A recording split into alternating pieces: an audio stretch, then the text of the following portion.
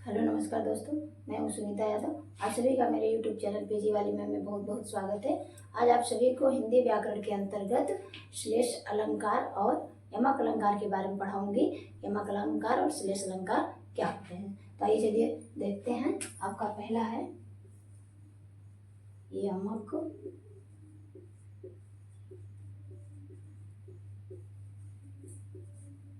अलंकार। काव्य में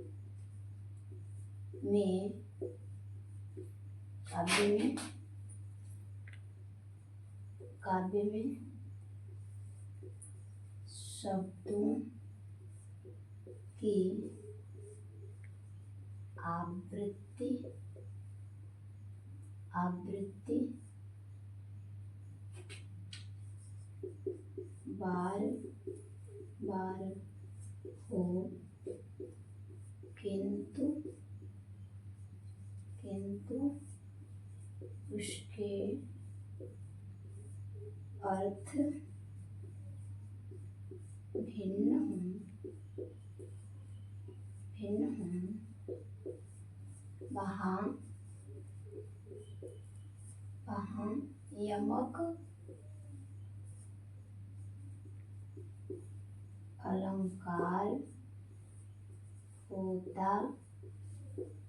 है।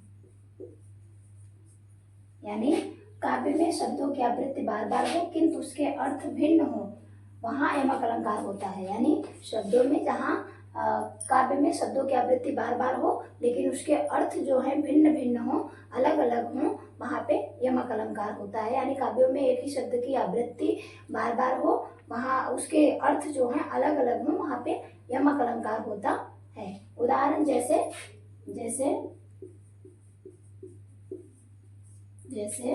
उद्धव जोग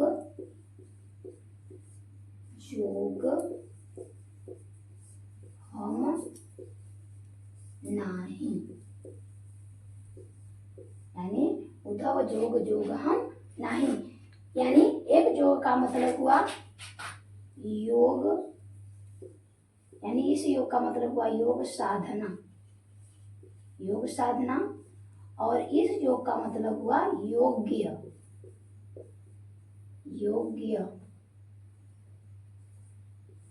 यानी एक योग का मतलब हुआ योग साधना, एक योग का मतलब हुआ योग्य। यानी एक ही शब्द है, यानी तो अर्थ इनका अलग अलग है। भले शब्द ही बार बार आए हैं, जोग 2 बार आया है, लेकिन दोनों के अर्थ भिन्न है, अलग अलग हैं। एक योग का मतलब योग साधना और एक योग का मतलब योग्य होना। यानी गोपियां उद्धव जी से कह रही हैं कि हे उद्धव जी, हम सभी आपके योग साधना के योग्य नहीं है, इसीलिए यहाँ पे यमक अलंकार हुआ। यानी शब्द बार बार आए हैं लेकिन उनके अर्थ जो है अलग अलग हैं। इस योग का मतलब योग्य हुआ और इस योग का मतलब योग साधना हुआ। तो उम्मीद करते हैं आपको यमक अलंकार समझ में आ गया होगा। तो आगे बढ़ते हैं श्लेष अलंकार की ओर।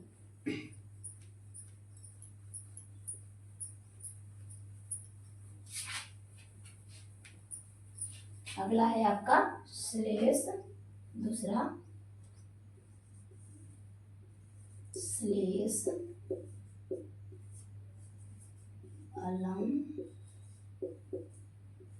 यानी आपका दूसरा है श्लेष अलंकार।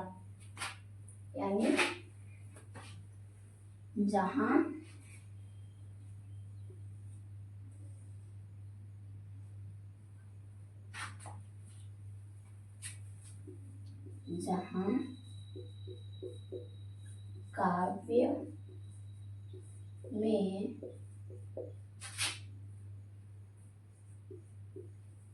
जहां काव्य में कोई शब्द एक बार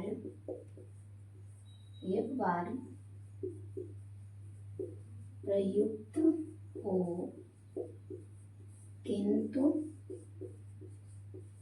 किंतु उसके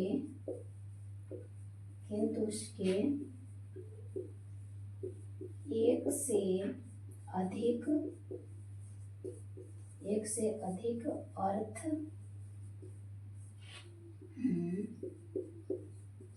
वहाँ श्लेष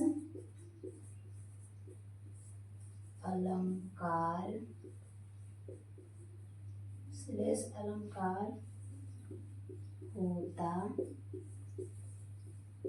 है।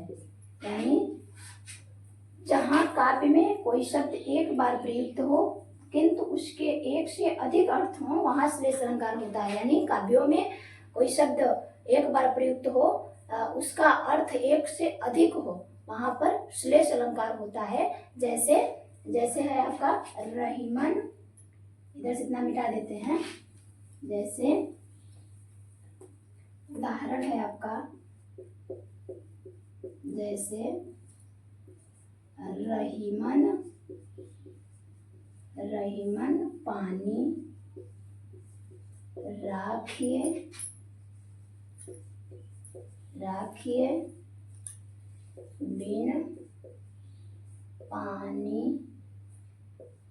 बिन पानी सब सून। फिर अगला है पानी गए न उबरे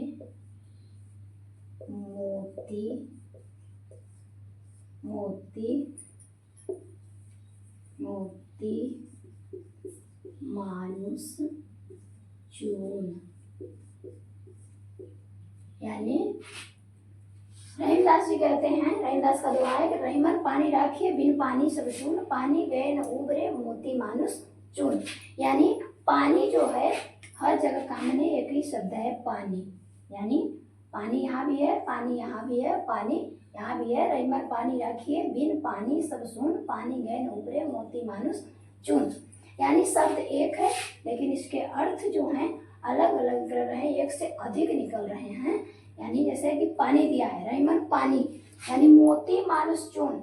मोती के अर्थ में चमक, पानी से मतलब है चमक।